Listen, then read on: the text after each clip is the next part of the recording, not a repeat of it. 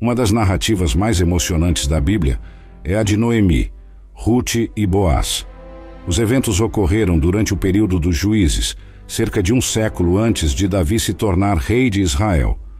Ambientada em meio a grandes adversidades e perdas trágicas, a história destaca a lealdade e fidelidade, contrastando fortemente com a cultura pagã moabita, de onde Ruth se originou.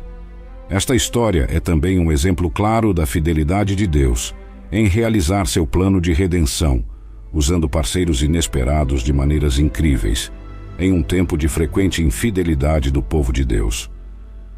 A história de Ruth começa com uma família israelita, Elimeleque, sua esposa Noemi e seus 2 filhos, Malom e Quilion, vivendo em Moabe. Originalmente de Belém de Judá, a família deixou a terra de sua herança devido a uma fome. Boaz, um homem rico de Belém, é mencionado na genealogia de Cristo. Ele é filho de Salma, bisneto do rei Davi. Boaz descende de Naasson, filho de Aminadab, destacando-se como um homem de substância, um proprietário de terras próspero que empregava muitos homens e mulheres em sua propriedade. Nas Escrituras, em 1 Crônicas 2, versículos 10 a 15, a linhagem é delineada. Rão foi pai de Aminadab, Aminadab pai de Naasson, líder do povo de Judá. Naasson foi pai de Salma, Salma de Boaz, Boaz de Obed, Obed de Jessé, e Jessé foi pai de Eliabe, seu primogênito, seguido por Abinadab, Simeia, Natanael, Radai, Ozem e, finalmente, Davi. Em Mateus 1, versículo 5, a genealogia de Jesus destaca Boaz como filho de Salma e Raabe, e pai de Obed, que foi gerado com Ruth. Obed foi pai de Jessé. Boaz é um dos personagens centrais no livro bíblico de Ruth, uma escritura às vezes negligenciada, mas repleta de lições de vida e impacto profético.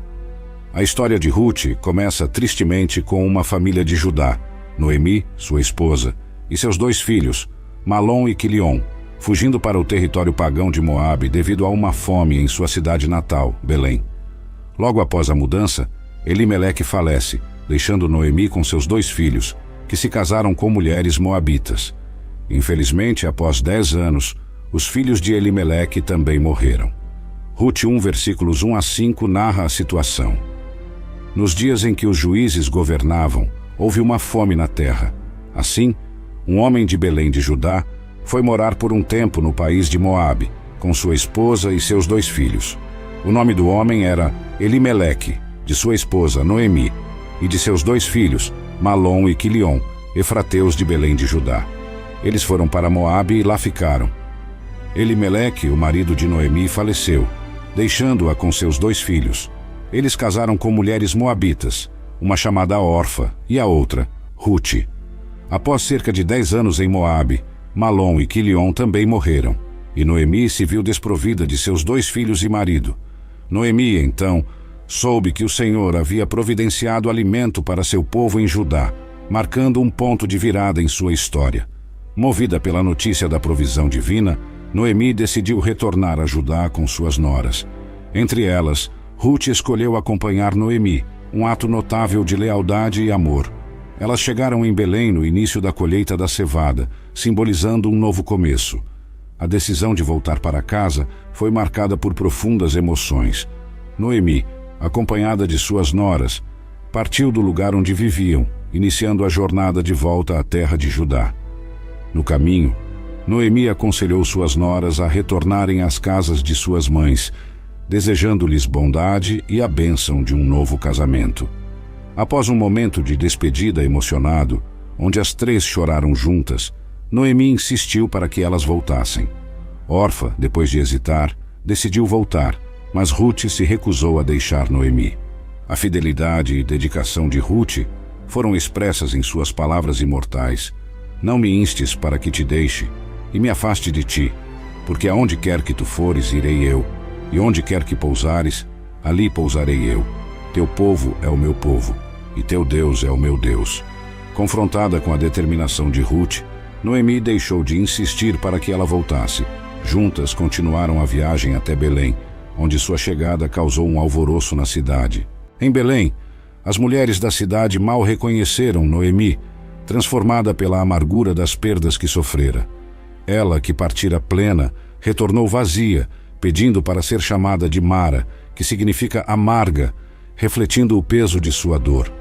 Assim, Noemi retornou de Moabe, acompanhada por Rute, uma moabita que escolheu um caminho de fidelidade e amor, deixando para trás sua terra e seu povo em um gesto de solidariedade extraordinária.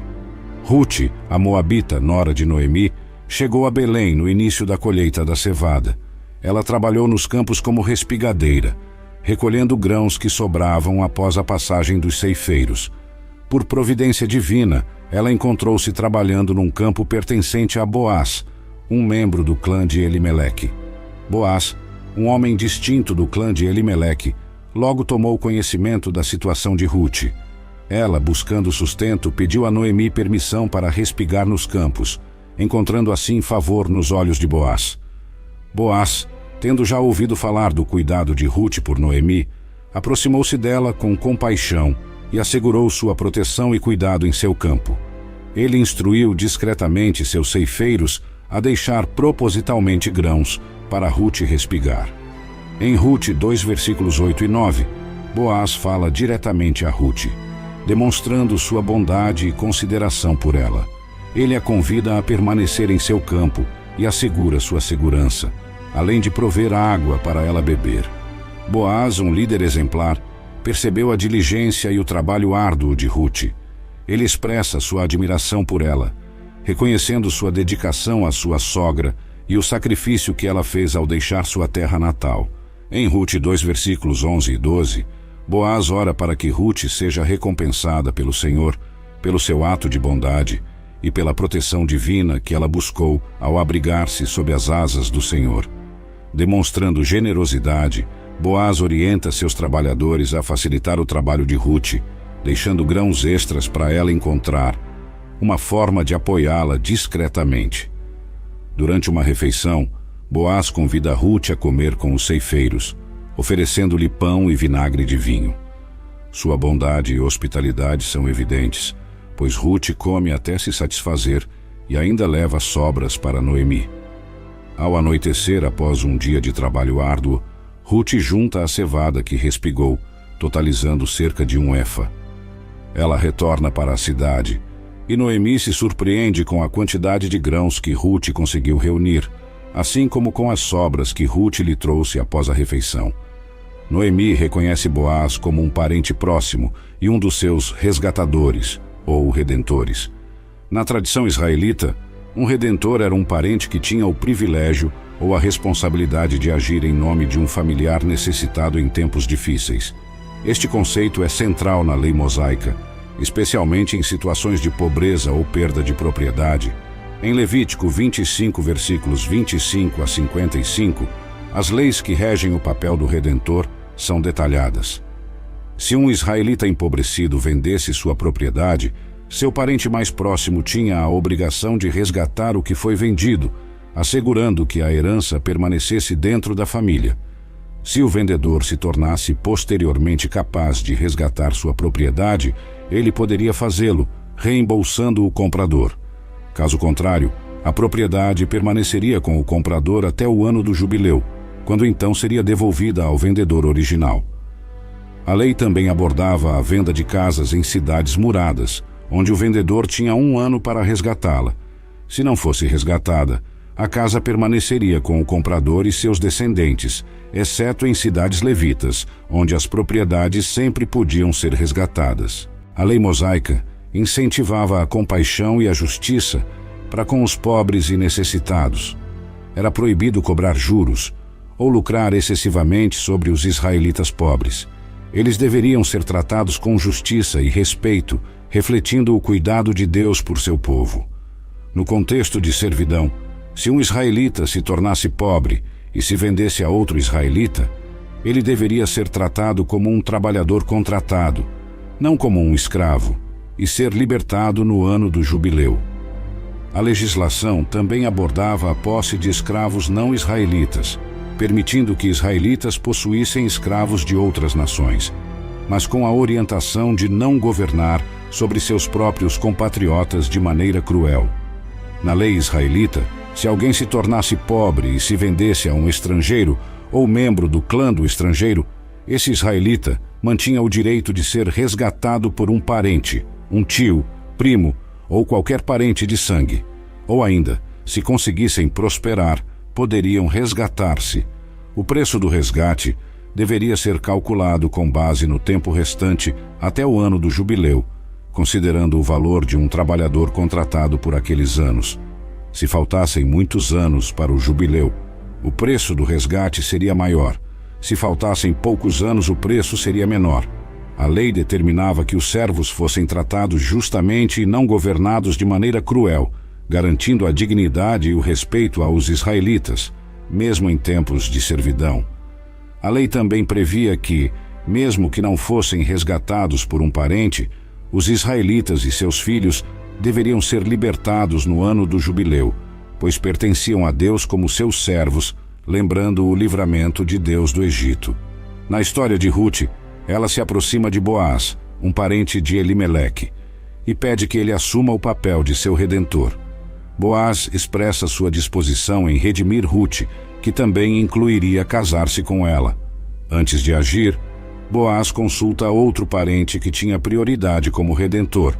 Após o outro parente recusar, Boaz compromete-se diante dos líderes da cidade a casar-se com Rute. Boaz, então, vai ao portão da cidade e reúne os anciãos para testemunhar a transação.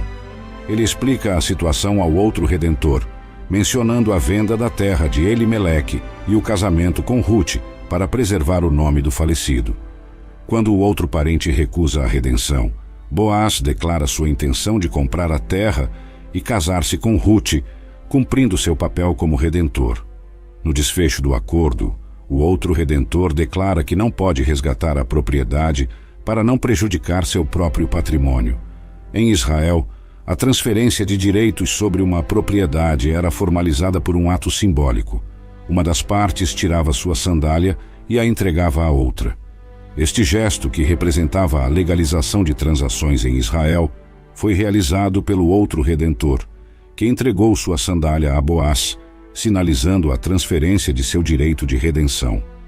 Com isso, Boaz anunciou aos anciãos e ao povo que havia comprado todas as propriedades de Elimeleque, Quilion e Malom, e adquirido Rute, a viúva de Malom, como esposa, com o objetivo de manter o nome do falecido e sua herança.